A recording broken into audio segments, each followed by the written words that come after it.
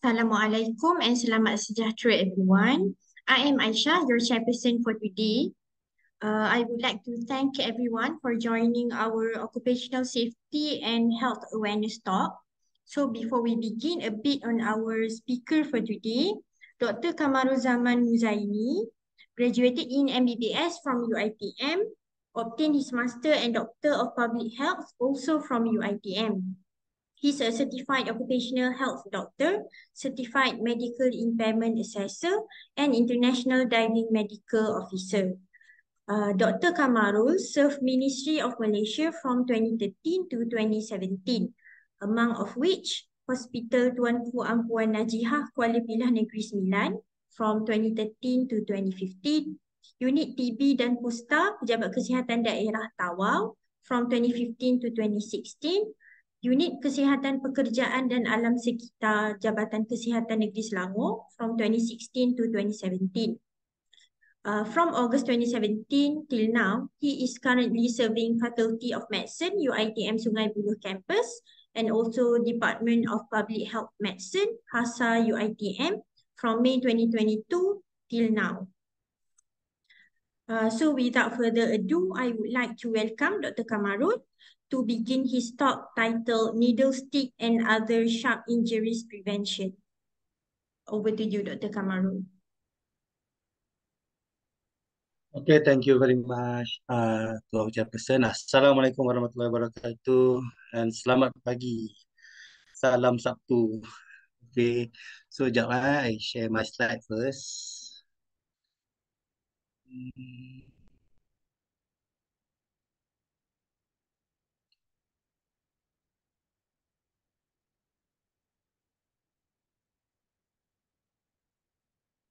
Aisyah, boleh nampak tak slide? Can you see my slide? Yes, Doctor. Can you hear my voice clearly? Yes, very clear. Okay, good. Okay, again, Assalamualaikum warahmatullahi wabarakatuh semua. Okay, kita jam menunjukkan 9.10. Okay, tak apa. Nanti insyaAllah partisipan akan makin bertambah. Kita faham hari ini Sabtu. Hari Sabtu macam ni kita buat webinar kan. So, okay, tak apa. Mungkin apa orang cakap apa. 9 hari bulan 9 ni tarikh cantik. Sebab kita nak ada apa. Shopee sale, Lazada sale kan. Mungkin busy semalam fight pukul 12 nak beli barang apa semua kan. So dia terlajak sikit tak apa. Okay, kita start Okay, so pertama sekali saya ingin mengucapkan ribuan terima kasih dan setinggi penghargaan kepada Jawatan Kuasa SAP Keselamatan, Kesihatan dan Pekerjaan Fakulti Perubatan UiTM Sungai Buloh kerana menganjurkan taklimat Occupational Safety and Health Talk Awareness lah. Maksudnya taklimat berkaitan keselamatan dan kesihatan pekerjaan. Yang saya fahamkan ini merupakan siri pertama lah. Okey. Dan kita untuk taklimat ini kita jemput daripada staff kita, staff itu dari bahagian klinikal atau fakulti perubatan kita secara amnya dan juga pelajar-pelajar perubatan. Okey. In which taklimat ini sangat berguna pada anda semua. Kalau pada student you dekat sekarang ni memang dalam clinical years, you mungkin akan terlibat dalam prosedur untuk mengambil darah dan kalau dan pada waktu masa you bekerja nanti memang definitely you akan kena ambil darah lah. Okay, masa you houseman. Okay, so needle stick and we call it other sharp injury. So needle stick ni memang ada dalam dia umbrella besar ni sharp injury lah, alatan tajam. So needle stick ni dia punya sub lah, dia punya subtopic and the sharp injuries as a big topic lah. Okay, so for today I akan tekankan kepada 3 aspek. First, we need to know the problem of the sharp injury. Okay, we need to know the burdens. Okay, the burden, the complication of sharp injuries onto the healthcare workers itself, maksudnya kepada individu tersebut dan secara costnya. Okay, costing. Kalau kita nampak costing ni baru kita rasa serius kan. Melibatkan kewangan, rupanya banyak implikasi kewangan diperlukan untuk merawat dan mencegah injury ni. Okay, dan kita kena tahu juga taburan, or we call it as the epidemiology, the distribution of the cases, siapa yang terlibat, di mana selalu terlibat, alat alatan tajam mana yang paling tinggi risiko dia, okey, di mana dan bagaimana kita hendak melakukan langkah-langkah pencegahan, prevention strategy, in which this we cover in this section 2 lah. So I will talk about the hierarchy of control, macam mana langkah-langkah pencegahan kita boleh ambil daripada sudut staff, workers itu sendiri, patient dan environment kita. Kita kena kontrol tiga-tiga environment ni, dan seterusnya apa yang perlu anda lakukan. Nombor tiga ni paling penting. Okey, apa yang perlu anda lakukan jika terlibat dalam kemalangan tusukan jarum, ini stick injury, ataupun ada sharp injury lah. Okey, kalau scalpel ke kena blade dekat OT, operation theater ke kan, operation theater, ataupun scalpel, semua macam tu lah. Okey, dia bukan needle stick sahajalah. Okey, the immediate action, apa yang perlu anda buat pada peringkat awal, the acute management and the subsequent management, ada follow up yang perlu anda ikuti, dan saya akan terangkan lebih lanjut selepas ni. Okay. So first, regarding the sharp injury, the burden of the sharp injury, first we need to know the definition of sharp injury lah. So it is really sharp injury is a penetrating stab wound from a needle or scalpel, sharp object, as I mentioned before lah. Tak kisah apa-apa tusukannya, as long alatan tajam itu berada di hospital, okay, yang terlibat dalam prosedur klinikal. Okay, secara needle, selalu kita guna granula, or we call it IV catheter, semua tu, scalpel, dan using incision ataupun glass. Slide glass pun memang ada case boleh menyebabkan insiden tusukan alat tajam lah. Okay, in which this object may result in exposure to blood or other body fluids. Okay, so yang bahayanya apabila objek-objek atau alatan tajam ni apa orang cakap, lekat atau mengandungi darah atau cecair badan seseorang individu, dan kemungkinan dia akan transfer atau transmit kepada individu atau pekerja tersebut lah, maksudnya individu lain. Okay. So sharp injury are typically the result of using of sharp equipment in fast-paced, stressful and potential understaffed environment. This one memang cakap the most common risk factor lah. Okay, bekerja dalam keadaan yang pantas, environment yang sangat hektik, sangat tertekan. Maksudnya kita tahu kalau di hospital tu kita boleh agak-agak lah. Okey, maksudnya dekat emergency A&E department, ED tu memang high risk untuk berlaku insiden tusukan jarum ni, dan lainnya dekat OT. Okey, emergency operation, right? Dan dekat macam medical wards, okey, ward perubatan. So apa isu dia? So kita CDC estimates around 300, nearly 400,000 lah sharp injury annually among hospital-based healthcare personnel lah. So roughly kita bercakap lebih pada 1,000 laporan terima, lebih pada 1,000 healthcare workers satu hari telah menghadapi insiden ni lah. Okay, kemalangan tusukan jarum ni.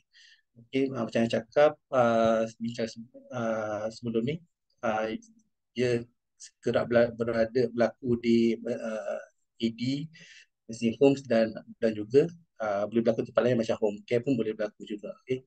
And sadly, or unfortunately, we can say about half of sharp injuries go unreported. Okay, memang kebiasaannya apabila staff yang mendapat insiden tusukan jarum ni, selalu diorang berdiam diri sebab many factors. Mungkin satu, kurang knowledge, lack of knowledge. Okay, lack of knowledge. Keduanya, dia merasakan dia take it for granted, mengambil mudah. Maksudnya dia kata, alah, mesti dia takkanlah boleh kena HIV semua, dan dia assume that patient tu walaupun ya kita tahu kalau patient masuk medical wards, okay, for example, Tak ada semua, kita takkan screen semua patient ni HIV screening, maksudnya BPV lah, dia HIV hepatitis B dekat ED, betul tak? So kita tak boleh assume that this patient dekat ward medical tu kita tahu status dia dan semua kita anggap free from HIV or hepatitis lah. So selalu kita orang yang takut nak report ni dia lebih memikirkan oh tak apalah, saya rasa dia negatif tu macam sihat saja kan. So tak ada risiko lah untuk saya dapatkan penyakit-penyakit HIV daripada apa insiden ni.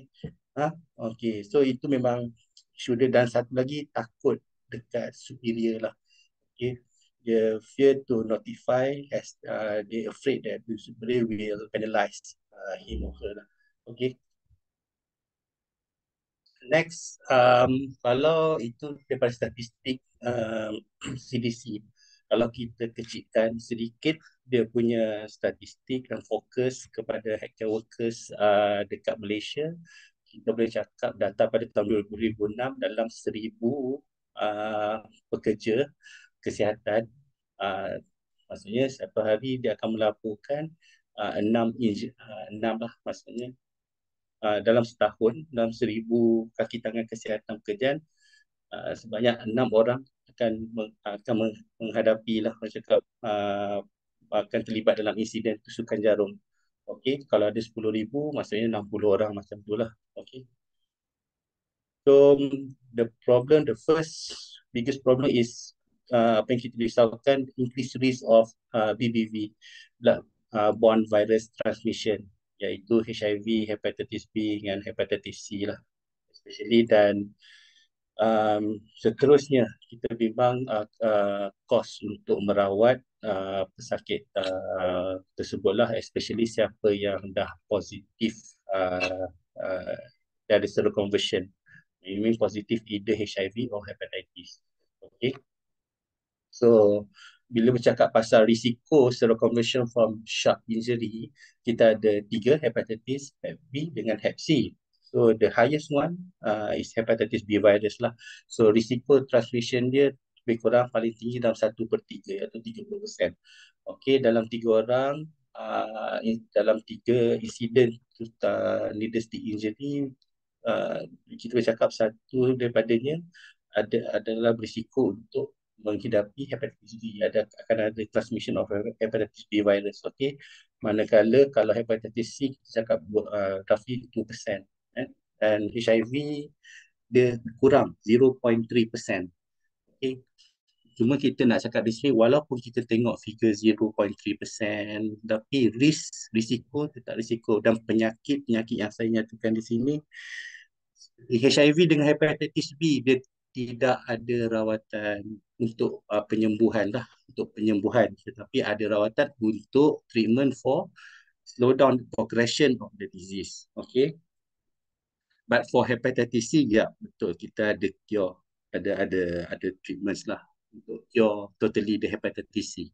But Hep B dengan HIV memang at the moment tak boleh cure. Okay, that one's really give burden to the healthcare worker in term of the financial and in term of the moral of the workers and psychosocial lah aspects. Okay, dengan kalau yang dah ada family, semua implikasi dia sangat besar. Okay, and cost, kalau kita cakap pasal cost, kita ada 2 cost for shock injury, whether yang kita nampak selalu we call it as direct cost. Direct cost ni macam cost rawatan. Okay, kita buat baseline and follow up laboratory test. Itu kita tak rasa sebagai terutama kalau anda pelajar atau apa orang cakap pekerja di bawah government, di bawah kerajaan, test semua tu yang nak test ni semua telah ditanggung sepenuhnya. So kita tak rasa, padahal bebanan tu kita rasa lah di peringkat federal.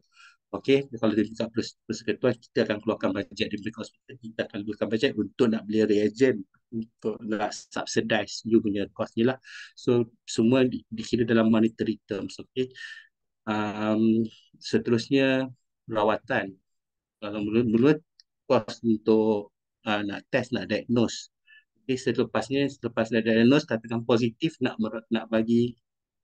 merawat pula, ataupun kadang-kadang sebelum tu kalau kita tengok high risk, kita akan bagi post exposure prophylaxis, PEP kita panggil. Okey, dia tak confirm kena tapi disebabkan high risk kita start terus. Okey, start terus PEP itu pun dah dikira kos. Ubat-ubat PEP sebenarnya bukan yang murah, memang mahal ya. Okay, dan time to complete the work semua kita yang ni kita risaukan loss of productivity dan selalunya pesakit akan rasa patient akan rasa down lah, okey, akan rasa down dan dia takut kalau yang positif ni memang ada dia akan ada masalah isu mental jugalah. Maksudnya isu mental ni dapat segi apa, dari segi kebimbangan lah, dia rasa trauma nak bekerja, dia ada PTSD, semua benda tu lah. Okay, yang isu itu isu lain kita yang nak kita uruskan. Okay, kalau katakan you government at the moment so far yang administration kita tak pernah lah melibatkan sampai you nak kena buang daripada jabatan semua. Cuma kita akan pindahkan ke kawasan yang berisiko rendah lah supaya you tak terlibat dengan exposure prone procedure. Okey, supaya tidak, so kita dapat mengurangkan atau risiko transmission daripada staff kepada pesakit. So daripada sebelum ni, let's say you bertugas dekat bahagian klinikal, sekarang you kena dipindahkan ke bahagian admin staff. Dia one kalau let's say you dapat HIV positif daripada insiden tu Sungai Jarum. Okay, but that one kita kena bincangkan dengan human resources semua lah. Okay, so memang itu mendatangkan kerugian kepada staff, okay? Sebab kita rugi sebab selama ni you belajar, you obtain your degree semua nak untuk kejayaan you untuk membantu masyarakat, but and finally you to one incident only, and unfortunately the incident involved with patient with positive HIV, and you after uh, after we conduct test on the staff and you ada positif HIV. Okay. So that's it. Itu akan susah lah. You dah tak boleh nak cakap fokus dalam you punya bidang lagi lah. So you need to change a bit lah. Okay. So itu pun akan mendatangkan kesusahan kepada pesakit staff itu. Staff itu juga. Loss of career. That mean partially loss of career lah we call it. Okay. And emotional cost. Ini yang paling penting. Dengan uh, this one kita kena betul-betul kena harapkan family support semua, peer support semua. And hopefully, yeah, when we talk about BPV infection, dia mesti ada what we call it stigma. Okay, even though we try to remove all the stigma, but still yet the stigma is still present. So sometimes not from the environment, but come from the inner self. Okay, you rasa macam tak syok kerja kawan-kawan I tahu I ni ada ada HIV ni, macam jijik lah apalah. So, kadang-kadang macam tu. Okay, you punya persekitaran okay, tak adalah yang nak blame you ke apa, tapi you sendiri akan, tapi takes time lah, kita kena rawat semua semua benda ni. Bukannya kita bagi rawatan, bagi ubat BEP semua dan boleh settle, you makan ubat HIV ni, basic hospital regime, you makan for your your ni lah sampai akhir hayat you lah kan. Tapi bukan itu saja, banyak lagi yang kita kena cater. Okay, selepas ini satu insiden. So next kita kena tahu juga ada punya uh, epidemiologi, maksudnya dia punya taburan, the distribution, and the characteristic of the cases. Okay, who gets injured actually, and where do this happen, and then shocks usually happen, and when do they happen, what devices involved, and how can be prevented. So actually I compare dua data to show you the statistic. Better we have the general data, the global data, and then we have our national data. Actually, I don't have national data. I give you HASA data lah. Okay, we have the data for year 2022, and I share with you here. Okay, so this one NASH data ni the national surveillance, we say national surveillance for healthcare workers. Okay, national health surveillance for healthcare workers lah.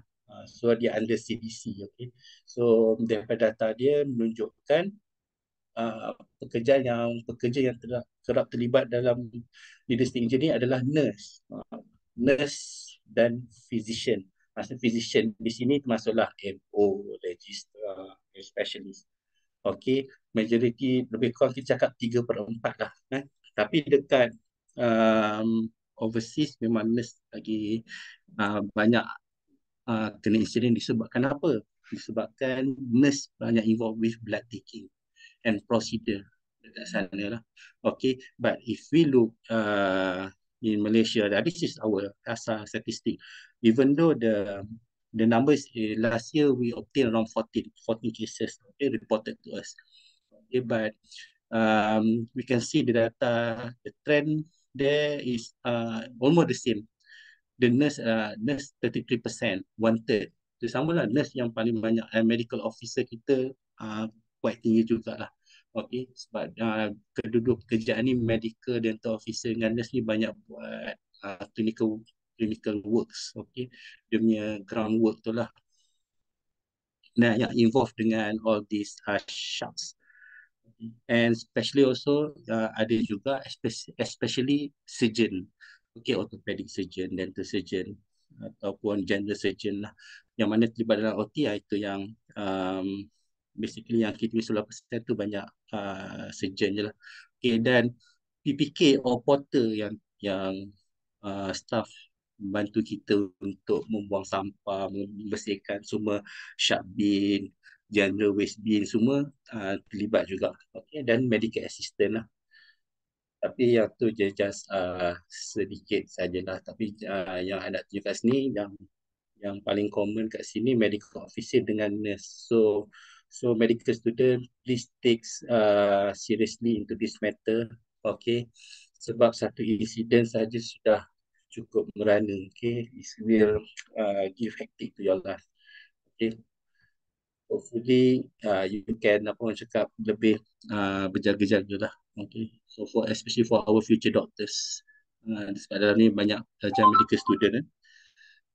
Okay, next, where injury usually happen? Kalau from NASH, from the global statistic, we can say that mostly happen in the wards. Okay, inpatient unit 36%, in which include the medical and surgical wards, especially quite busy. We call it the busiest ward as compared to others, and that's followed by intensive care, ONG, palliative ward, psychiatric, nursery, and the J unit lah. Okay, so and operating rooms. Okay, and follow we can see that 8% from the emergency department. Okay, and procedure rooms 9%, and the least one from the waste laundry and central service lah.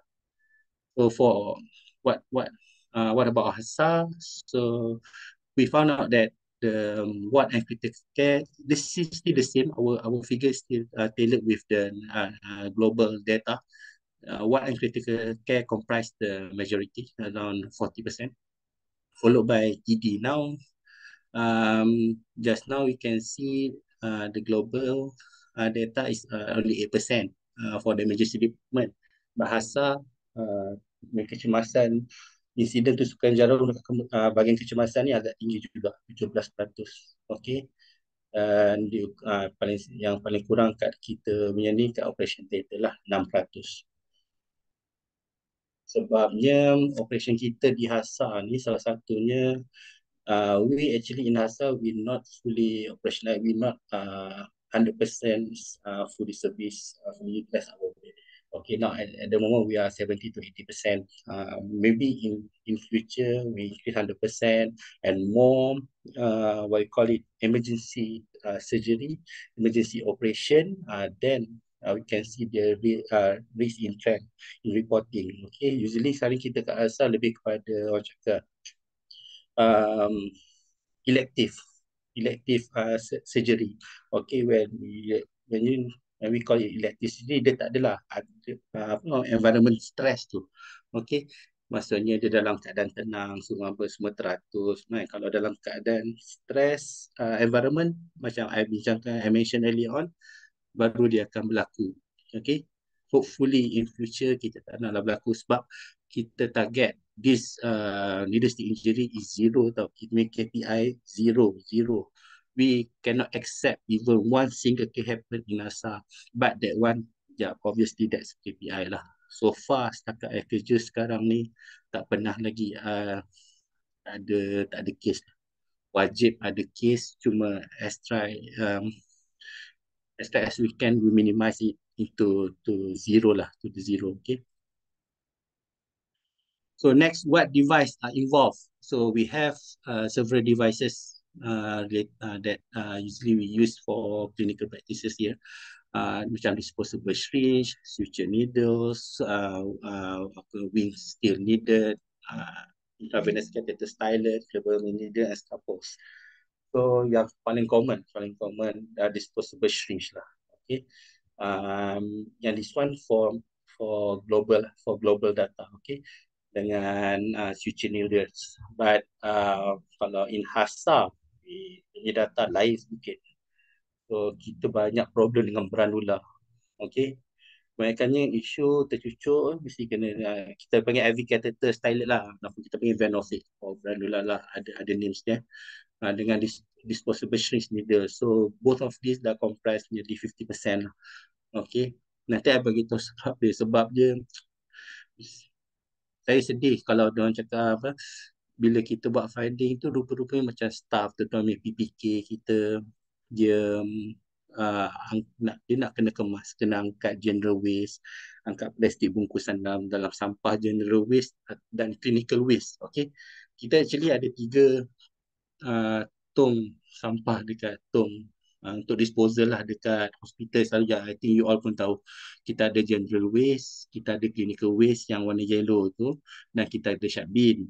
Tetapi ialah mungkin kurang pemahaman ke, lampau sibuk, terlupa ke, saya tak pasti. Dia orang buang branula dekat dalam clinical waste. Okay. So the problem is it's happened here. Masa PPK tu nak angkat clinical waste tau. Dia orang assume yang takkanlah ada jarum dekat dalam clinical waste. Okay. So dia angkat, dia pegang kat bawah beg plastik tu. Tiba-tiba tak ada tusuk jarum. Kesian hamba Allah tu kan. Dia pula disebabkan kesilapan orang lain, atau kalau dia tahu dia buat tu, bagi saya tak bertanggungjawab lah. Okay. Yang orang lain akan terkena. Okay. Sepatutnya dibuang dalam sharp bin. Okay.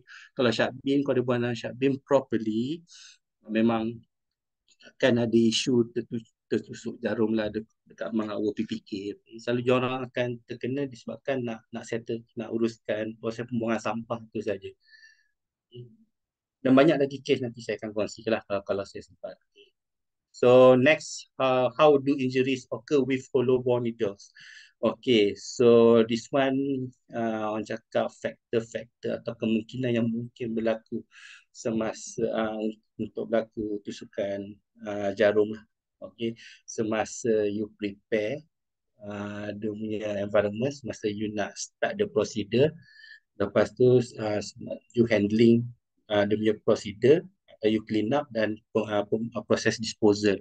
Okay, di sini kalau kita tengok yang paling banyak isunya ialah berkaitan disposal related. Proses nak pembuangan selepas pakai jarum tersebut dekat pesakit lah.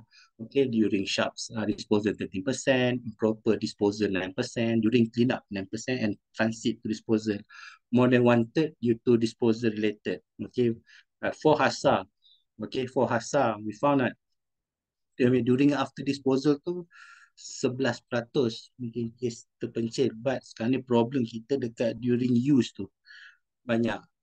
Okay, during use dengan 50%. Kalau disposal related 33% kita boleh tengok kat situ. Sekarang kita punya pie chart.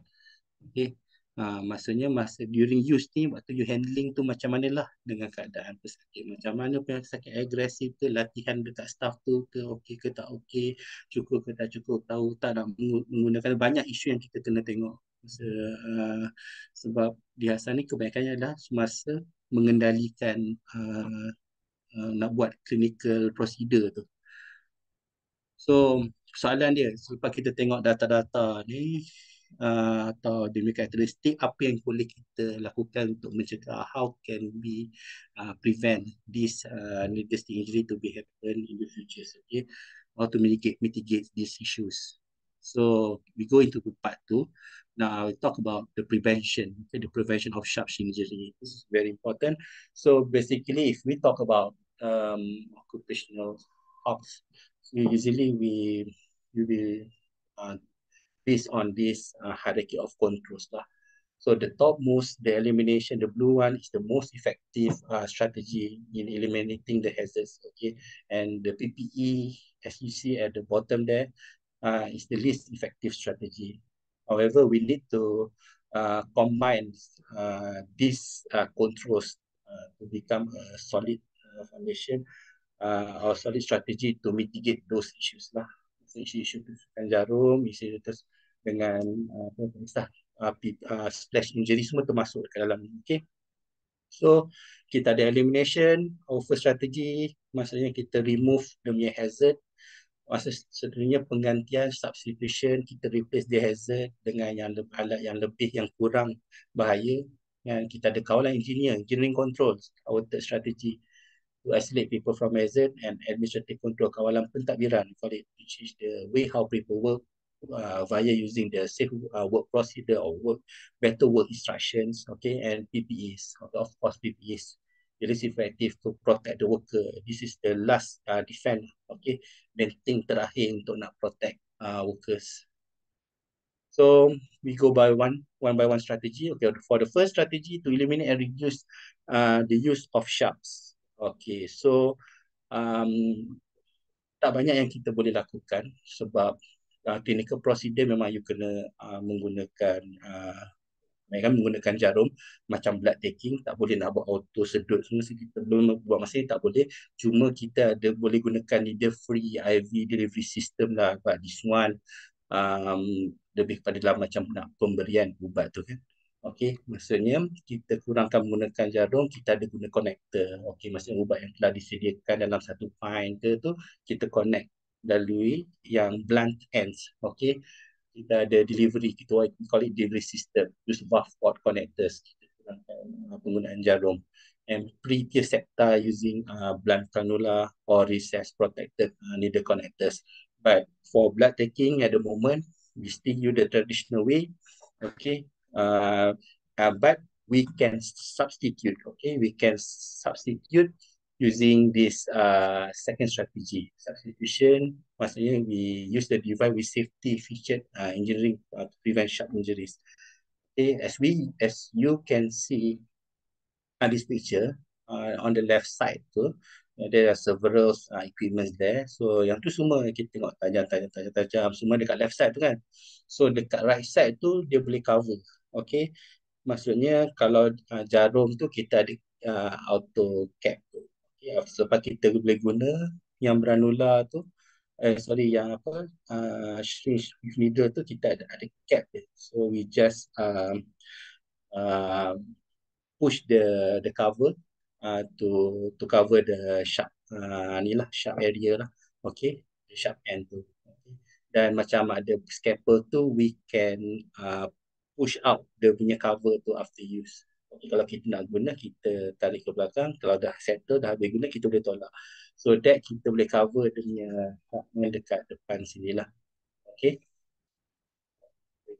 So dia akan jadi kurang tajam. So sama, basically kita punya buat masa ni di Malaysia, kita lebih menggunakan di strategi lah. Kalau jarum tu semua dia akan gunakan prinsip tolak. Okay. Tekan macam ni, kita letak jari tolak, ataupun kita belakang macam ni, kita tengok stand in tajam. Dapat habis guna nanti kita letak jari sini, kita tolak saja ke depan. So sebelum kita nak buat disposal tu, kita kena tolak dahulu baru kita boleh buang. Sama juga dengan ni, kita tolak. Nanti dia jadi macam ni, dia protected. Okay. Same goes to here lah. Kita akan tolak juga. Nanti dia macam ni. Kalau bila nak buang. Okay. So at the moment, for HASA, buat masa ni, kita tak ada safety cap needle lah. Safety cap needle. Dan kita dah propose dekat HASA Top Management. And tahun ni kita akan dapat bajet lah untuk beli yang this to procure this safety cap, orang cakap shrink needles ni. Dia sekali kita ada safety cap here. Tapi dia agak mahal sikit lah. When we talk about uh, uh, orang cakap prevention strategy using engineering control, part of engineering control actually the substitution technique. So this will involve cost lah. Dia akan melibatkan cost. Okay. Kalau nak selamat, you kena invest sedikit lah. So next, apa features dia, apa sifat-sifat yang ada dekat dalam safety devices ni. So sebenarnya yang kita ada sekarang dia bersekali dengan device tersebut lah. Dan dia akan provide immediate protection throughout the build process, especially for the disposal part lah. Kita boleh tutup dan kita boleh buang. Okay, then keep the workers' hand from having move in front of shafts. Okay, so and dia satu keep workers' hand having to move in front of shaft dan kita prevent dia punya shaft end to expose to the environment. Okay, that's the beauty of this safety device. And most safety features are not passive. The user must activate the safety mechanism to ensure the protection. And it's not always obvious how some safety device features works because we need to train the staff on how to use the safety device properly. Okay. And of course, kalau you beli safety device banyak macam mana sekalipun, you invest lah macam mana tetapi you tak ada safe work practice, you not combine with what you call it kawalan pentadbiran, administrative control with a proper guideline of safe work procedures, so no point. Okay, so it will not prevent the injuries totally. Okay, so that's why I mentioned earlier on, we need to couple these several mechanism, this several strategy in order to obtain the best results in order to mitigate all these issues. So next, strategi ketiga, engineering control, kawalan kejuruteraan. Okay, sharps, especially for yang kita ada sekarang, sharps disposal container. Okay, sepatutnya kalau you menggunakan sharps container ni dengan betul, mengisi sharps container ni dengan betul dan mengikut arahan dia, so kebiasaannya tidak akan berlaku insiden tusukan jarum. Yang menjadi isunya dekat sini yang kes-kes kebiasaannya berlaku, nak cakap terpencil pun tak terpencil. Saya tak tahu sebab apa, this one memang berkaitan dengan attitude lah. Okay. Dia pergi buang sampai melebihi hard line ni. Sepatutnya hard line dia adalah 3/4. Dia maksudnya you nak isi kotak tong sharp bin ni, kalau 3/4 you dah tak boleh isi, you need to close dia punya lid. Kalau you close the lid, you tak boleh reopen back tau. Ni once kalau you dah close, you tak boleh reopen dan you kena dispose. Okay. Tetapi sebagai langkah penjimatan, siapa yang dapat arahan daripada mana pun, I tak sure, dia pergi isi-isi sampai terkeluarlah jarum tu dekat atas permukaan merah ni. Dan yang lagi bagus tu, yang saya tak tahu dah nak cakap macam mana, dia pergi letak semua jarum semua dekat, kalau dah penuh dekat atasnya ni kan, terkeluar tusukan jarum dan jarum semua dah terkeluar, dia pergi letak tepi pula cantik kat tepi ni. Itu yang berlaku isu pendedahan tusukan jarum dekat PPK semua tu. Okey, sebab yang nak mengemas ni semua adalah PPK yang kita punya porters. Okey. So jadilah manusia yang bertanggungjawab.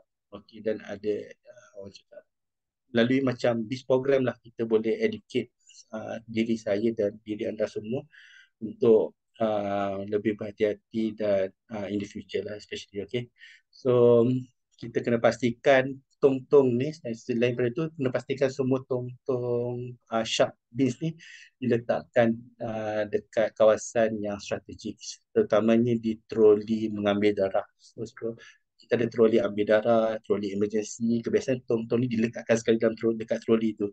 So senang, you nak ambil darah, you tak perlu letak atas troli. You terus, dan selepas ambil darah, terus buang ke dalam tong sharp bin. Okay? Tak perlu letak dekat atas troli ke, atas katil ke, atas katil patient ke. Nasib buat masa ni, saya tak pernah jumpa lagi patient orang cakap tertusuk jarum disebabkan doktor letak atas katil. Nasib, tapi kes yang saya pernah jumpa dekat JKN Selangor ada kes begitu. Sudah kena isu perceraian dan banyak boleh berlaku kes saman. Okay. And seterusnya, ini saya nak memperkenalkan lah. Okey, ini tone clinical ya. Ini tone clinical. Kalau yang ada warna kuning ni tone clinical, ada yang hazardous waste lah, bahan berbahaya dan hazardous waste. Okey. Ni bukan sharp bin ya. So tak boleh buang jarum dekat dalam tong-tong begini. Okey.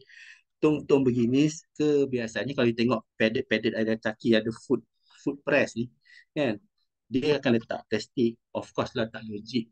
Tak logik kalau you nak buang jarum dekat dalam tong-tong macam ni. Okey. Hanya tong yang dibenarkan tu saja. Yang you tengok cap warna merah tu, dan you tak boleh buka pun lid putih ni tau. You nak tanggalkan memang tak boleh. Okey. Dia memang sangat ketat. Nah, dia tong macam ni dibenarkan untuk buang sharp. Apa-apa berkaitan dengan sharps, barang-barang apa yang tengok kat hospital sharps tu, kalau dah digunakan kat atas pesakit, kena buang dekat dalam tong ni saja. Jangan buang dekat dalam tong ni. Ini yang saya cakap yang staff terkena tu. Staff PPK tu kan, yang nak kemas tu, dia ingat ada jarum dekat dalam, dia ingat semua nurses ke doctors ke dah tahu tak buang dalam ni. Dia nak dijadikan cerita, ada orang buang dalam ni, dia pun terpegang plastik tu, tertucuk tangan. Itulah isu dia. Okay, next, strategi keempat. Ni kita menggunakan kawalan pentadbiran, kita kena wajib ada safe work practice. So when we talk about safe work practice, kita ada policy and guideline. Policy for injury, policy for BBV, bloodborne viruses, in HASA kita ada policy, okay? Dan policy untuk mengambil darah ke clinical procedure, semua kita ada policy. One under unit kawalan infeksi kita telah menyediakan semua polisi tersebut lah. Saya boleh kerjasama dengan OSH unit kita sekali lah. Okay. So dalam polisi itu kita nyatakanlah kemungkinan injuries yang akan berlaku, sama ada semasa passing, transfer equipment, semasa recapping contributing leaders, ada juga kes semasa berlanggar dengan rakan sekerja. Okay. Dan injuries occur of Syahrini left in unusual place. Ini yang saya cakap itulah, kadang-kadang takut terletak dekat atas katil, okay, terjatuh dekat atas lantai, termasuk dekat dalam linen. Ada juga kes-kes terpencil macam tu lah. Okay.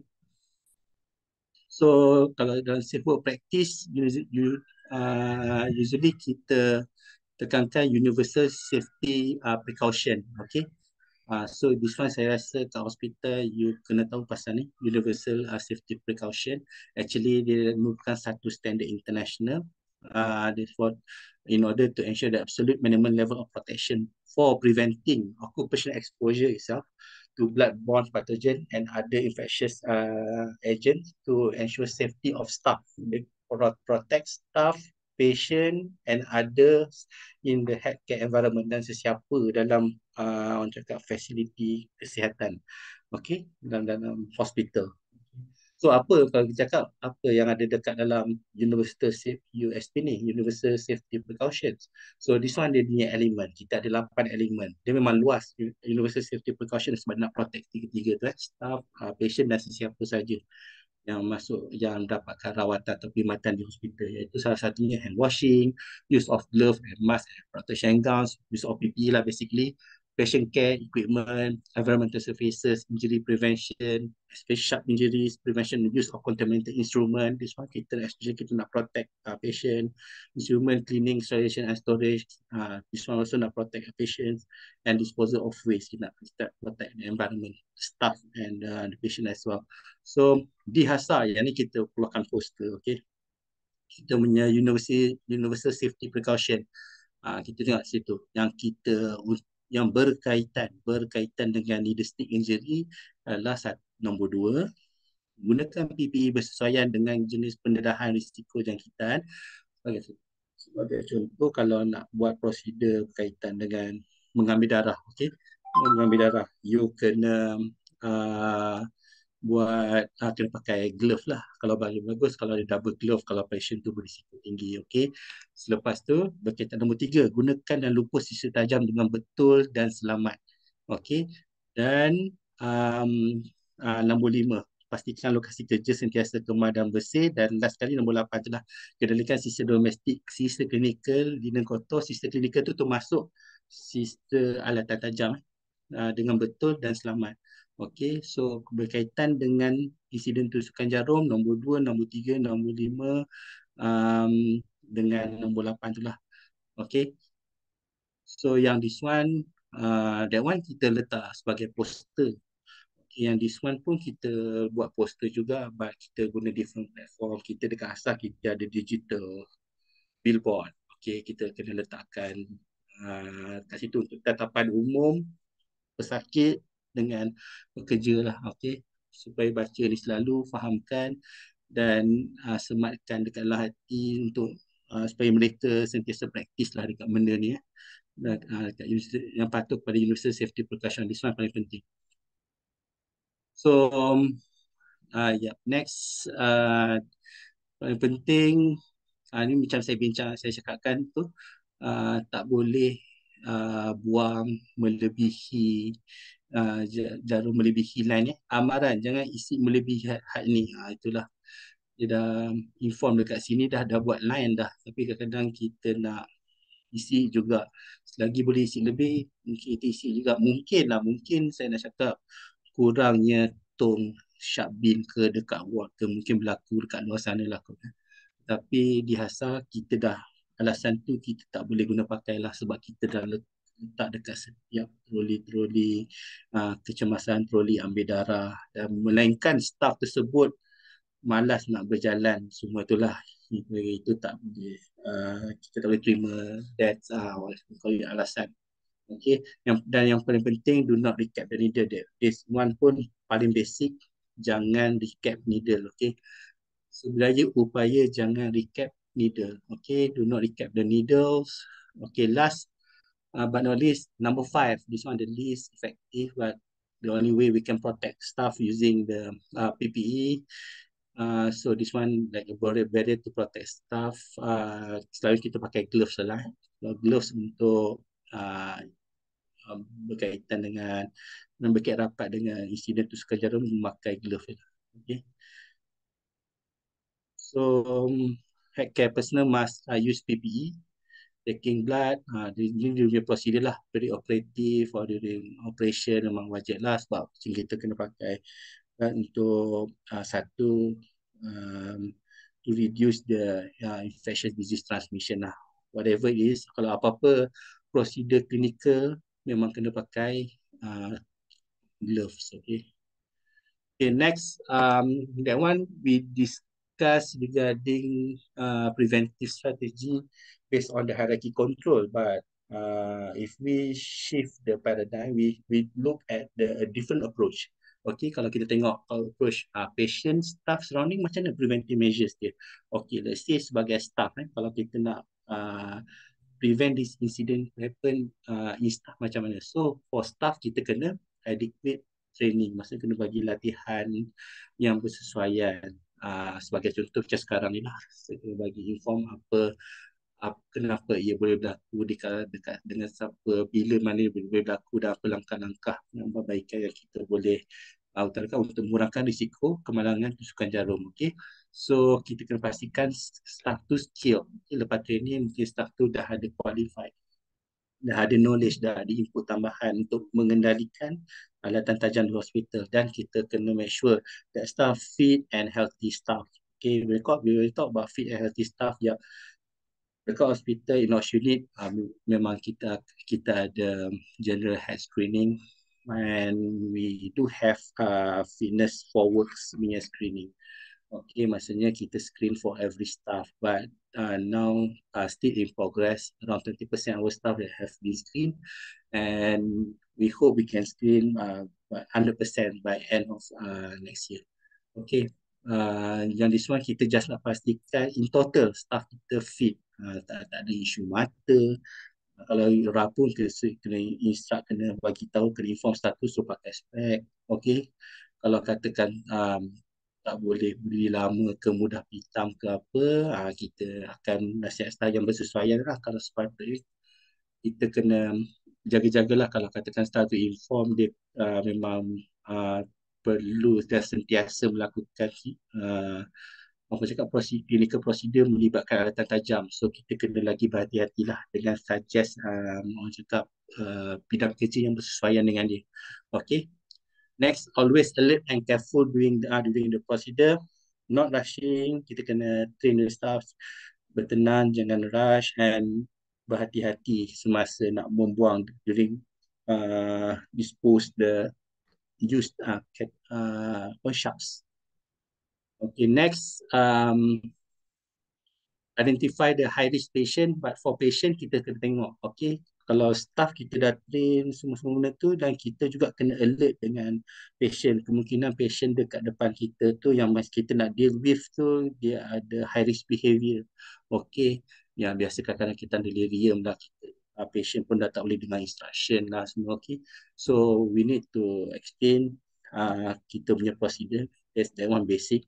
Kita nak ambil darah sebab apa, semua-semua kena explain kat patient, kena calm down that patient. Okay, you need to communicate with that patient. Okay, kalau katakan pediatric, you need to inform them patient parents dengan or guardians and the child itself lah, walaupun budak tu mungkin tak faham sangat kan, tapi you explain, tenangkan, tapi kena explain mostly dekat parent atau guardian dia lah. Okay, supaya kita nak minta bantuan untuk strain that patient, untuk pegang budak tersebut lah semasa kita nak melakukan prosedur, sebab sedikit pergerakan dia akan meninggikan risiko untuk kedua-dua mendapat untuk pekerja, terutama pekerja lah, mendapat insiden tusukan jarum. Okay, you kena betul-betul alert dengan you punya surrounding, including your patient condition. Okay. Next, for environment. For environment, kita kena make sure semua equipment well prepared. Kena pastikan nak, sebagai contoh nak buat blood taking, you need to make sure that you have the emergency trolley or blood taking trolley with you, and come with this orang cakap sharp beans. Okay. And procedure trolley ataupun kadang-kadang ada kidney dish. You kena ada kidney dish untuk you letakkan jarum tu di tempat yang selamat, supaya tak adalah you letak jarum tu dekat tumpang katil patient sekejap ke kan, semata nak semua masa nak rasa dia punya venous ke artery ke apa, you nak tumpang atas katil tak boleh lah, you letak dekat dalam holder, okay, special holder. Usually we use kidney dish lah, okay, or other special tray. Okay, then make sure lighting is very important. Suitable room, suitable environment, not too crowd, not too orang cakap sempit sangat. Okay, must have the ambient space so that you can move around. Okay, so that you can align yourself lah how to take a bath based on you punya keselesaan. Okay, and yang paling penting, not recapping after use. You need to remember after you dah cucuk jarum dekat pesakit, dah dapat darah, dah masuk dalam botol semua, dan terus buang ke dalam sharp bin. Buang ke sharp bin. Okay. Next, always practice the sharp safety continuum. When we talk about sharp safety continuum, you kena ingat 3 benda. Okay. Be prepared, sentiasa bersedia, be aware, sentiasa berwaspada, dan dispose with care, dan mengendalikan dan membuang alat tajam dengan penuh berhemah. Okay, 3 benda ni kena ingat. Be prepared, be aware, and dispose with care. So what comes with it? So be prepared to use the device the moment the sharps are first exposed. Okay, kita nak buat blood taking, so kita kena ada glove, ada gauze, semua benda tu kan, ada botol nak take untuk isi darah, ada jarum, ada syring semua, so kita prepare letak dalam trolley tu atas tray. Okay, so kita prepare the environment semua supaya kita tak kelam kabut. Okay, tak kelam kabut. Kalau once you induce kelam kabut tu, then waktu tu lah you kena pegang jarum satu tangan, you kena cari gauze dekat. Once you punya vision dah tak fokus dekat side of yang you buat clinical procedure tu, you punya eyes pergi tempat lain, itu yang akan meninggikan risiko untuk dapat tusukan jarum. Okay, so next, be aware. Okay, masa you menggunakan sharps, please be aware to yourself and your patient and surrounding especially. Okay, kadang-kadang you tak sedar kawan you datang daripada belakang, you pula nak angkat you punya cakap tom sharp bin tu dekat belakang you. rupa-rupanya kawan you datang ni, dia tolak Syakbin tu, dia kata lah, you pun tercucuk dia sekali. Itu pun masalah. You kena aware dengan surrounding. You need to double check. Okay, double check. Even though you dah letak Syakbin dekat, sebab tu kita nasihatkan di sini letak Syakbin ke troli ke, bagi tempat vision yang you boleh nampak. Maksudnya 100 160 degree dekat depan ni lah. 160 degree tu, you letak Syakbin tu, jangan letak kat belakang. Walaupun Syakbin tu berdekatan, okay? Okay, sebab you tak tahu apa yang akan berlaku dekat belakang tu. Kadang-kadang ada orang datang mengejut, waktu you nak pass tu, you nak letak dalam tu Syakbin kat belakang tu, waktu dah tercucuk, tercucuk perut lah, tercucuk apalah, tangan ke apa semua kan. Tu jadi isu, okay? Dan dispose with care. Sentiasa selepas dah buat prosedur, masa nak clean up tu kita kena tengok ada tertinggal tak jarum, kena kena buang jarum dekat tempat yang sesuai. Maksudnya during disposal janganlah buang dekat dalam clinical waste atau general waste. Buat masa ni jarang lagi saya jumpa dekat dalam general waste. Maksudnya selalu dekat dalam clinical waste lah selalu yang diorang buang kalau ada kes terpencil lah, tak banyak. Okay. Itu mungkin diorang tak faham apa saya kat, saya pun tak pasti. Next, okay, kalau in detail, kalau kita cakap, kita go one by one. Kalau be prepared ni, before beginning a procedure that involve the use of needle or sharp devices lah. Okay, means you kena susun lah kalau you nak buat apa-apa blood taking lah, septic workout ke apa ke kan. You kena make sure you punya table tu atau trolley tu memang tersusun rapi, so that you know you nak ambil apa dekat mana. Sebab apa? Sebab benda-benda ni semua dapat mengurangkan you punya panik. Okay, panik. Kadang-kadang you cucuk tak dapat kan. You cakap patient pula, apa doktor sakit lah ni, banyak kali doktor cucuk. Lagi you panik, lagi bahaya. Okay, so you nak mengurangkan panik tu, you kena buat benda dengan teratur daripada awal. Okay, so make sure lighting, nak tak nak memang kena cukup pencahayaan, cukup ruang. Okay, buat space ni, space pun kena tak boleh terlalu sempit. Boleh terlalu sempit, dan you punya position tu pun kena sesuai.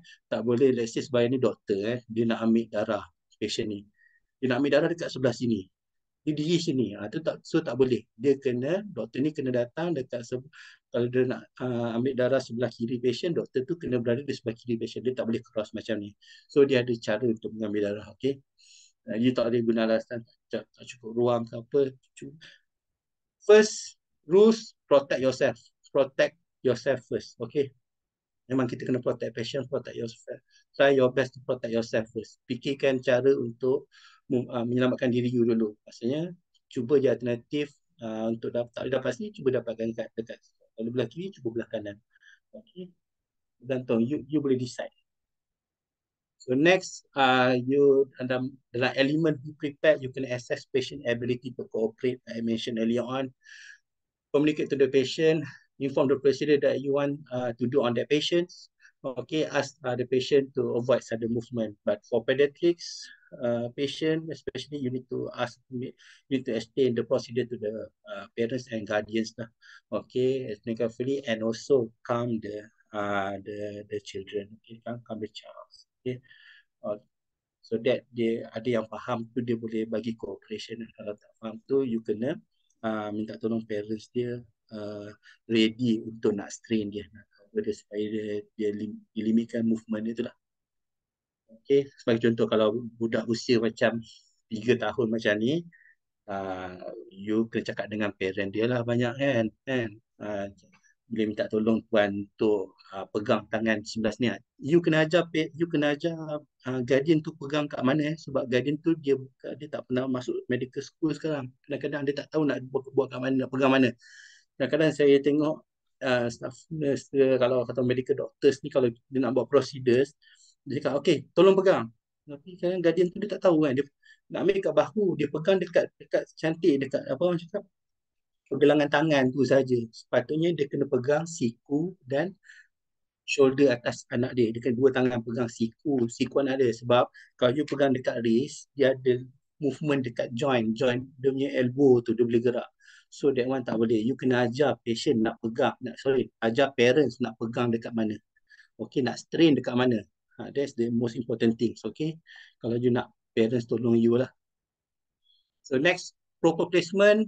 Macam saya cakap, kena ada lekat dengan sharp B ni kena berdekatan dengan you lah, senang cerita. Okay. Tak perlu yang cakap kalau you ambil darah dekat sini, after that you kena jalan 50 meter, 100 meter baru you kena buang ke sharp bin, tak boleh. Okay. You kena bawa sharp bin yang betul-betul propernya, bawa sharp bin letak kat sebelah you, bukan kat belakang you. Dekat sebelah yang ruang mata you nampak. Okay. So that mudah. Lepas habis guna, you terus buang. Sharp bin. Next. Kalau dah lepas settle semua prosedur, then kita move to the nak dispose, nak kemaskan barang semua tu lah. Okay. You can, kalau nak buang, nak angkat barang, nak tengok semua, you kena guna apa panggil tongs atau macam pengepit tu saja. Tak boleh menggunakan tangan. Even though you ada gloves, you tak boleh gunakan tangan. You need to have macam pengepit tu untuk angkat that alatan tajam tu lah. Tak kisahlah yang knife ke, yang blades ke apa, kena guna pengepit. Okay. Next, kalau beberapa sharp, kalau kita cakap kalau dalam OT, Operation Theatre, selalu scrub nurse lah kan. Scrub nurse, dia ada beberapa alatan depan dia. Semua alatan tu kebanyakannya 50-50% semua alatan tajam sebab untuk membantu dissecting, lepas tu suturing, suture semua tu kat depan. So sebaiknya dia dia punya arrangement semua alatan tajam ke arah jauh, ke menuju ke arah berjauhan daripada operator tu lah. Okay, dia bukan ke arah operator. Okay, dia pointed away.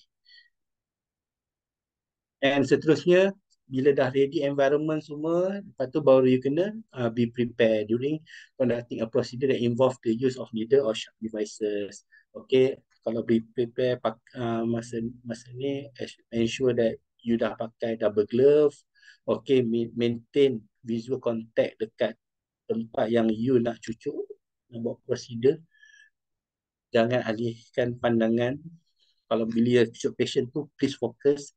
This one for patient safety itself. Okay, patient safety. Memang keselamatan satu untuk jarum tu. Takut itu kita tusuk jarum. Satu lagi kita paling penting kita nak jaga patient safety. Okay. Itu sebab tu kita kena maintain kita visual context. Dan when handling and expose sharp, be aware of the staff immediate environment. Ini macam saya cakap, takut staff tu datang daripada belakang, you need to alert with your surrounding. Okay. So, satu lagi. This orang cakap macam rainbow punya lah. Dia bagi staff dia bagi kat kawan dia, nak jarum. Okay, nak ambil jarum macam tu. Cara dia bagi salah. Okay. Kita tak boleh pass anything sharp semua melalui terus direct gunakan ni. Kita kena ada buffer zone. Maksudnya sepatutnya kita letak dekat dalam kidney dish, dan kidney dish tu kita bagi dekat rakan kita tu lah. Kalau katakan minta hulur atau katakan surgeon kita minta hulur apa alatan tajam. Melainkan kalau di OT kita bagi, tapi scrub nurse tu dah di well trained lah, kita akan bagi blunt end tu ke arah surgeon. Okay. Tapi kalau dekat dalam ward, sebaiknya kita kena gunakan kidney dish. Okay. Kena ada buffer zone. Okay. Kena ada neutral zone tu. Okay. Jangan bagi direct. So macam ni lah. Maksudnya kita letak dalam kidney dish, kita bagikan. Okay, nak ambil. Biar rakan kita tu ambil sendiri. Tapi make sure yang kidney dish tu yang you bagi tu, janganlah dia atas daripada kepala dia, dia hulur macam atas tu, dia pun tak nampak jarum kat mana. You bagi view yang dia nampak. Okay, dia tahu jarum ni dekat mana, syringe ni dekat mana, supaya dia tahu dia nak ambil yang mana. Kalau dia nampak, kalau dia tersilap juga, saya susah nak cakap juga lah kan. Itu biasanya, itu pun kesilapan juga. Dia bagi kidney dish kat belakang. Dia pun, kawan dia pun meraba-raba kidney dish tu, tercucuk jarum. Okay, so you need to communicate very well with your coordinate or subordinates atau your friends. Kalau you letak jarum dekat kidney dish, you beritahu ni ada jarum ya dan kidney dish ni, hati-hati. You kena inform. Okay. So one-handed recapping technique. This one I tak minat sangat nak suruh you train, but ada certain procedure that require you to use multiple time lah. Dia punya jarum tu, tapi jarang-jarang. Okay, jarang-jarang berlaku. Kalau boleh, elakkan menggunakan one-handed recapping technique. Ada strategi dia, but you need to know, for you to know, this one dia punya step lah. Okay, you need to place the care on the flat surface, remove from the surface. Lepas tu, with one hand kita stabilize, dan kita masuk, kita scoop, guna scoop teknik. Once dah scoop, dah cover at the sharp end, baru kita tarik dia punya cap tu. Okay, this one-handed recapping technique. Okay, tapi nak kena hati-hatilah. Kalau boleh, tak perlu recapping. Okay, sebelumnya elakkan recapping. And do not carry sharp without the tray lah. Okay. So, kalau tak ada trolley, if you don't have blood taking trolley, try to find kidney dish. Try to find tak kisah kalau kidney dish ada, kalau tray plastik tu kalau ada pun okay juga. Okay, supaya dia tak pegang direct, sebab dia this one involve patient safety and surrounding lah. Jadi bahaya kat kalau ikut macam first picture ni, rakan-rakan anda pun takut dekat hospital tu, dengan patient-patient pun takut. Okay. So better you buat macam lebih professional. Okay. So next, dispose with care. Lepas you dah settle procedure, of course you akan buang jarum tu. So what to do during your cleanup? So firstly, you need to inspect jarum atas tajam dekat dalam satu story. Macam ni you dah prepare macam atas trolley, you ada kain sterile kat sini, so you ada kidney dish. Tapi kalau bagus, you dah memang buang direct tu dalam kidney dish ni, you ada satu tempat khas untuk you need to throw the sharps. Tak perlu you buang atas kain, lepas tu at the end procedure baru you kemas. Kalau macam tu boleh jugalah, tapi orang cakap tak sistematik, dan lagi bagus kalau you buang terus. Okay, kalau you buang terus. Kalau tak boleh, macam ni pun boleh lah. Dia kena kutip-kutip lah, kena selak-selak. Tapi nak selak kain-kain ni semua, kadang-kadang ada benda kecil macam ni, kadang dia dekat bawah jarum. Bawa kat bawah gunting ni kan. Kan kita tak boleh, sebab tu cakap tak boleh duk selak guna tangan. Kena guna alatan tajam, macam ada pengepit ke apa, semasa you nak remove benda-benda ni lah, nak bersihkan you punya you punya surrounding. Then do not use bare hands to sort procedure tray, as I mentioned before. Jangan recapping. Semasa nak buang needle pun sama, tolong pastikan sharp bin tu kosong. Jangan macam ni saya biasa jumpa dekat hospital, saya biasa jumpa. Kalau bawa adik memang biasa jumpa. Okey, ni saya tak tahu dia buat langkah penjimatan ke apa. Tapi memang salah. Memang tak ada langkah penjimatan itu. Saya rasa lebih kepada pemalas. Betul tak? Dia malas nak berjalan, dia penuhkan sharp bin tu macam ni. Terkeluar jarum ni. Selagi boleh muat, dia menggunakan kuasa dengan bakat dia tu, dia tekan lagi sampai mati. Namun tercucuk tangan dia. Tak berjaya tercucuk lah. Mungkin 1-2 kali you berjaya nak tekan. Lama-lama you jadi practice habit, datang time yang you terlalas sedikit, you ingat you ada skill, dah tercucuk tangan. Tak boleh. So sebab tu requirement kita 3/4 saja. You tak boleh lebih. Kalau macam letak tepi ni lagi melampau lah. Okay. So memang tak boleh. Really inspect the sharp container for evidence of overfilling before removal. Okay. So yang ni, if sharp container is overfilled, so try to obtain a new container. And satu lagi, kalau kadang-kadang alert lah, kalau kau kena alert dekat lantai. Lantai bawah tu, kalau ada terjumpa jarum, sila buang kat dalam sharp container, tempat yang sepatutnya. Jangan biarkan, sila jadi bertanggungjawab. Okay, you need to be responsible, okay, for your safety, for your friend safety, and your patient safety. So tapi nak removekan dia macam mana? So jangan guna tangan pula. Okay, jangan tunjuk hero guna tangan pula. Maksudnya you kena guna ada pengepit dia semua. Okay, kalau yang this one dia punya step yang you boleh guna, sama kalau logik gunalah, kalau tongs ke apa, penyapu ke apa, tapi tak boleh guna bare hand. Itu saja. Okay, use a mechanical device to pick up the sharp if cannot be performed safely by hands. So if any properly disposed sharp is encountered in the work environment, handle the device carefully, keeping the hands behind the sharps at all times. Itu rules dia. kita kena sentiasa pastikan jarum tu memang bukan kontak di hadapan kita, di dekat paling dekat. Kita kena dekat sentiasa di belakang hazard, di apa orang cakap jauh daripada hazard. Okay. So uh, last tolong jangan dispose kat dalam regular garbage, general waste, or we call it as general waste. Ini general waste.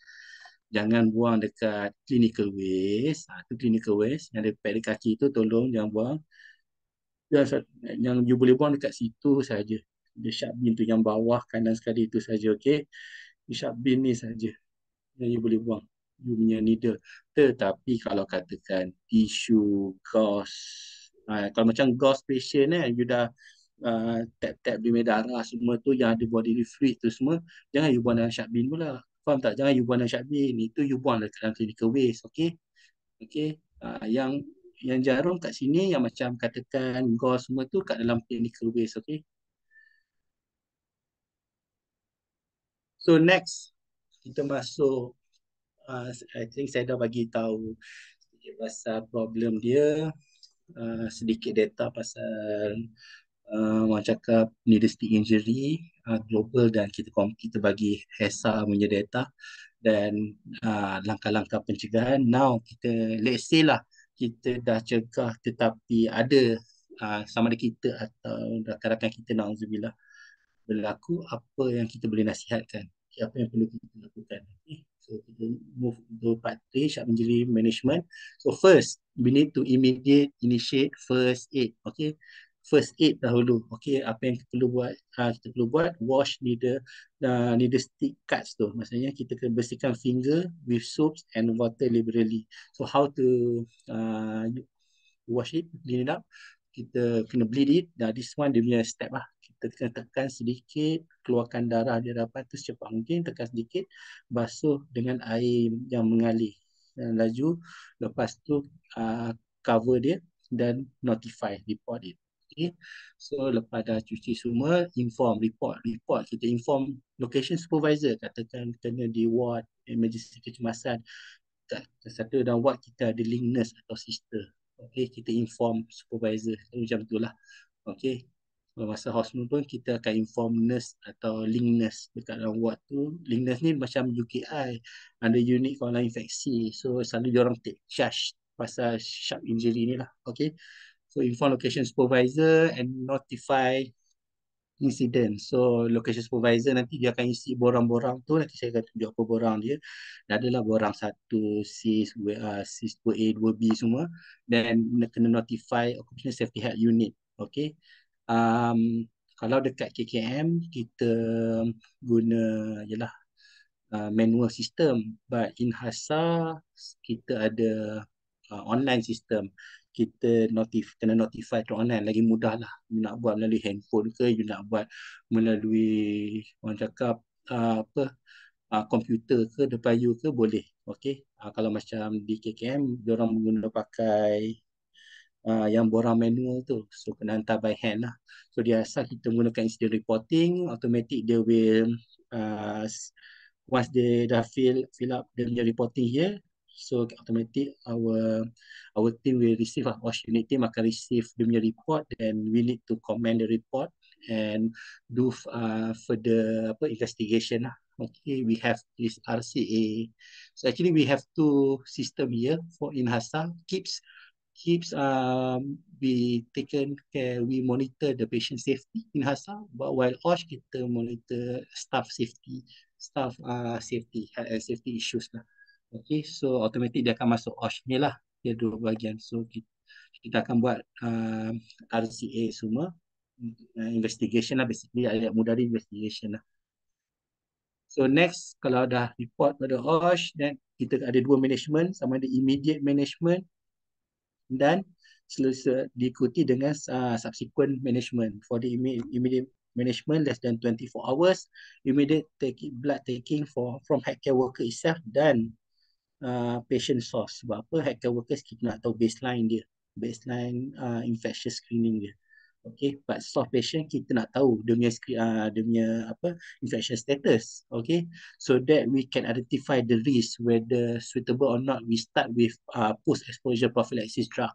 Okay, to the patient, we need to assess the risk. Okay, we cannot simply, once you takut tusukkan jarum, kita bagilah PEP. No. Okay, yang nak buat decision tu pun by our infectious disease physician, okay, or emergency physician, yang boleh decide sama ada kita nak bagi PEP atau tidak. Okay, but then one kita critically assess the punya risk. Okay, so next, hospital management follow up in occupational medicine clinic to complete the 6 months period, or 6 months, masa 3 kali follow up, 6 minggu. Selepas 6 minggu tusukan jarum, 3 bulan dan 6 bulan. Ataupun kalau katakan positif HIV, ada seroconversion, kita follow up dekat infectious disease clinic lah untuk continuation of the treatment lah. Okay, this is flow from KKM itself. So lepas you inform supervisor, supervisor fill up the form, WHO, SIS1, SIS2A. Okay, SIS ni Sharp Injury Surveillance. Kalau tanya SIS tu apa? Sharp Injury Surveillance punya form lah. Okay, lepas tu kita kena ambil consent untuk ambil darah care workers dengan staff. Selepas tu kita akan inform, dah ready semua, inform doctors, kita akan decide dia punya risk, okay, sama ada high risk atau low risk. Untuk sama ada, kalau low risk no need PEP lah, kalau high risk kita kena bagi drug post-exposure prophylaxis, okay. Then baru kita isi borang cis 2B, okay. This one kalau untuk knowledge, cis 1 ni lebih kepada epidemiologi. Maksudnya data background pesakit, bila terkena, macam mana terkena, dekat mana terkena, kan, you bekerja apa, kan. Yang 2A ni kita nak ambil, kita tanya lebih kepada risk assessment. You pakai glove ke tidak, kan. You tercucuk jarum apa, jarum yang ada hollow bore ke, atau jarum solid ke, atau scalpel ke apa. Okay, dia punya volume blood tu sikit ke banyak, itu risk assessment SIS2A.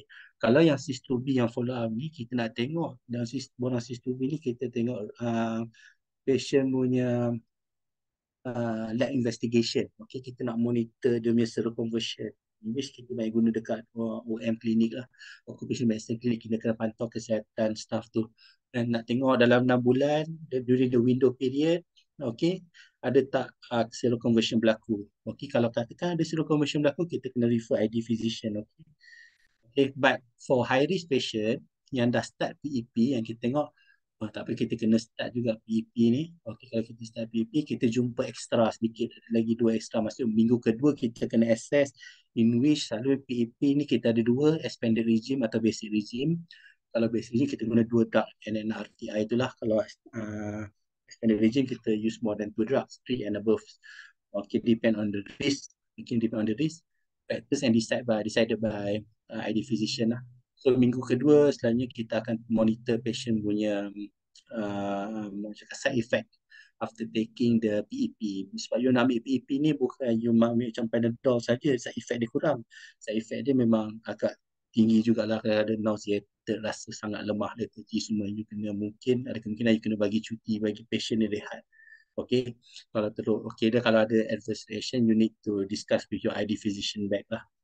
Next, 4 bulan kita after completed the PEP, kita berjumpa balik di assess back. Lepas tu macam biasa 6 minggu, 3 bulan dan 6 bulan. Okay, so kalau katakan tak ada seroconversion, Alhamdulillah, so discharge lah selepas 6 bulan kalau tak ada seroconversion.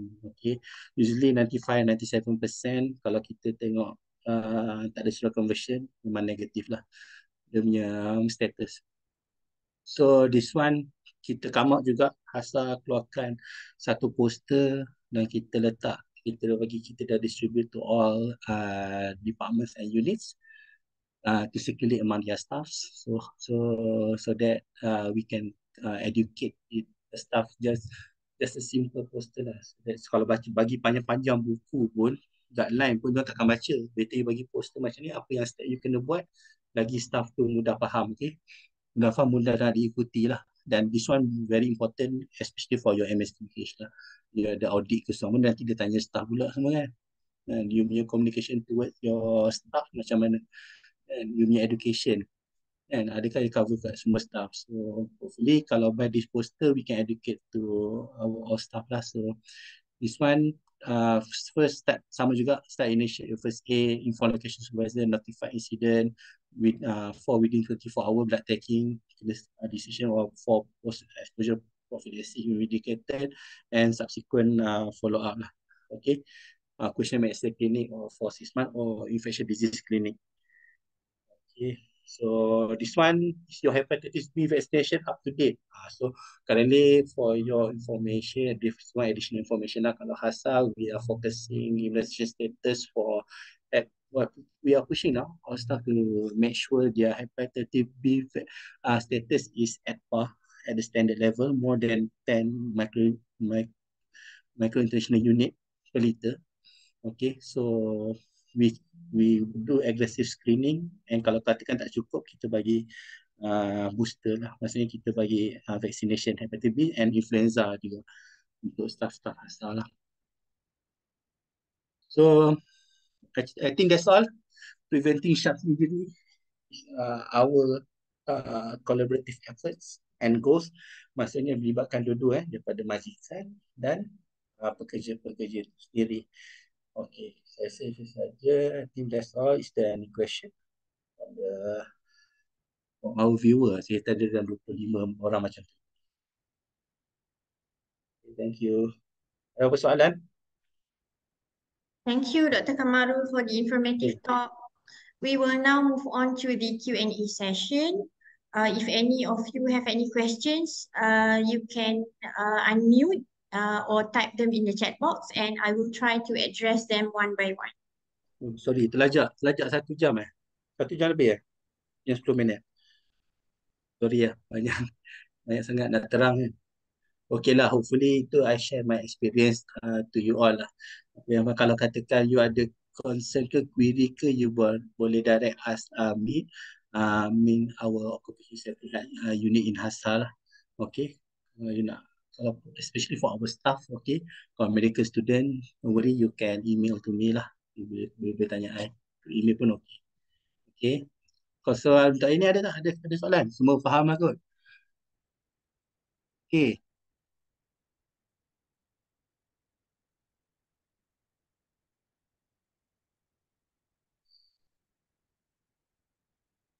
So basically, don't worry, I will share this slide to you as your reference. Hopefully, you can use my slide as your guidance, because don't worry, I took this information from basically from CDC, NHS, um, untuk guide, untuk present to all of you, and boleh boleh jadi baru juga untuk you all lah. Okay, in the future kalau you nak buat eco training to your staff, nak share your knowledge among your colleagues dekat inter departments pun boleh. Okay, within your department pun you boleh share this slide, you boleh bagi talk. Okay, sebab mungkin daripada 25 orang yang datang hari ni, okay, kalau setiap seorang pergi kat department masing-masing atau share 1 or 2% pun dah jadi apa orang cakap, rantaian sambungan ilmu tu lah. Okay, supaya hopefully kita boleh prevent, minimize needless injury in the future.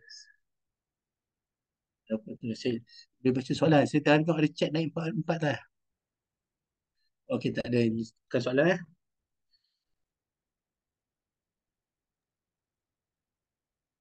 Any questions? Ada. Ada, boleh apa? Sambung Shopee.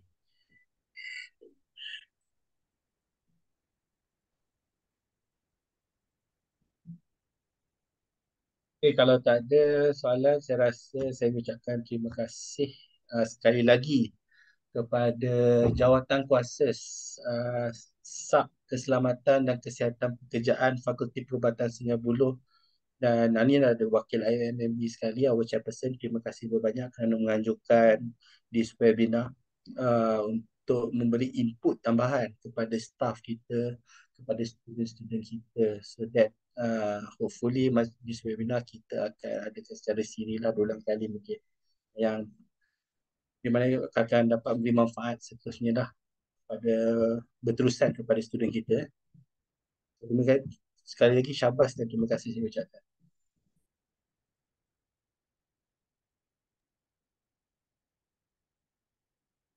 Okay, thank you so much, Doctor, for your time, and thank you Okay, all the welcome. participants for joining.